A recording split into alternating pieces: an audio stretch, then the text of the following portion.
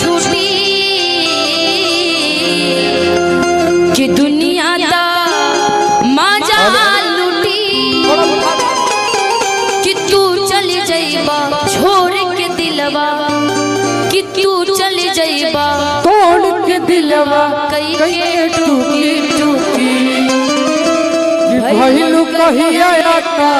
ना सयान हो कि शादी तय होके लगल जान। बोलो भैया रुकिया निशा हम एक बात कहना चाहता नहीं भैया ही गई थी हमें को स्टेज पर बोल दे रहे कि फोटो देख के हमारा थोड़ा सा हार्ट बीट बढ़ गई ऐसे हमारा बड़ा प्रॉब्लम भइला जब अपने ही मेरे से नाराज हो गए। आज के बाद मैं कभी मंच पे किसी के बारे में कुछ नहीं बोलूंगा क्योंकि मेरे अपने ही मुझे नहीं समझ सकते हैं। जो जब आपके अपने लोग आपको नहीं समझे तो अंदर से थोड़ा सा इंसान टूट जाता है। इसलिए बाकी दुनिया जाए अपने जगह पे कहीं भी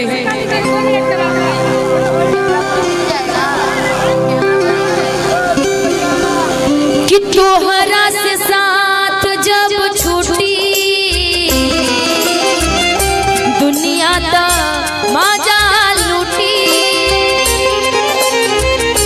तोहरा से साथ जब छूटी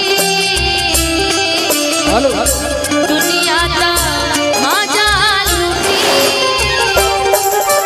तू चल जाइबू के हमारा दिल के टूटी टूटी भइलू कहिया का ना सयान शादी तय होके लगल जान। भइलू कहिया का ना सयान शादी तय होके लगल जान। अब जा जा जा जान भूला जइहा अब जा जा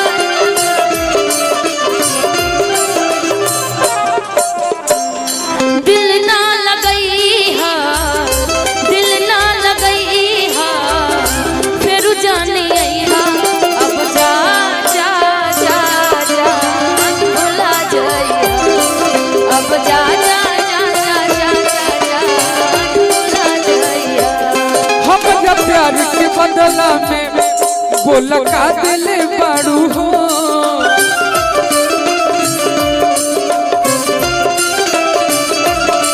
तू जब दिल बाड़ू हो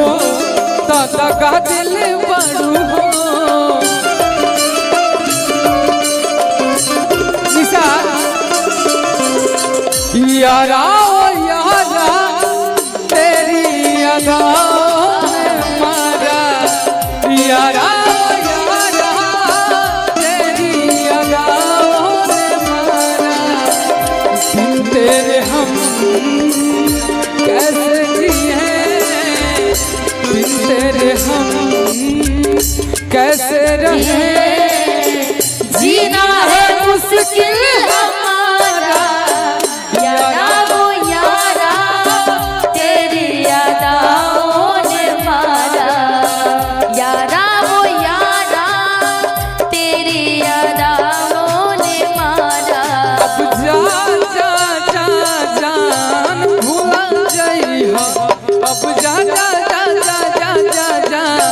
भूला। बोलो भैया हम आपके देखने की पावर कीबोर्ड के लाइन दे दी देखिए स्टेज पे इतना नु क्राउड बाकी आइल 5:30 लगे हम एगो गाना गाई ओकर बाद निशा जी आ गइल बे देख हमरा जहां तक आवाज आइल कि आ गइल बे लाइन तरबड़ मुंह में लेके देखो ना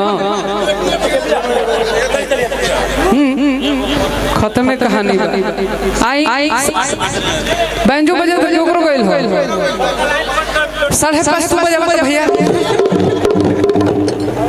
देखी हेलो